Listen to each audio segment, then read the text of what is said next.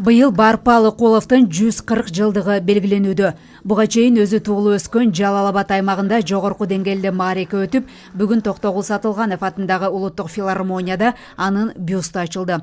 Иш-чарага мамлекеттик катчы Сүйүнбек Касманбетов, Түрксой уюмунун баш катчысы Султан Раев, Маданият, маалымат, спорт жана жаштар саясаты министри Алтынбек Максутов жана президенттин Жалал Абад облусундагы өкүлү Тилек Текебаев баштаган топ катышты. Быйыл түрк тилдүү мамлекеттерде да Барпалы Коловдун жылы деп жарыяланып, бир катар өлкөлөрдө анын чыгармачылыгын даңазалаган кечелер өттү. Кыргыз эл акындарынын Алпы, Мөлмөлүм, Гүзал кыз деген чыгармалары кылымдардан бери эл оозунан түшпөй аткарылып келе жаткан таланттын элеси эскерилип, анын ойчул сөздөр айтылды.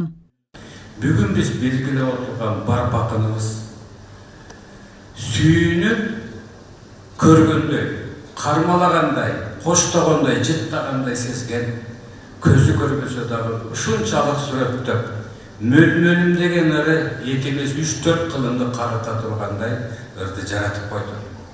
Бу киши сулууну көкүрөгү менен көрдү, көкүрөгү менен жазды.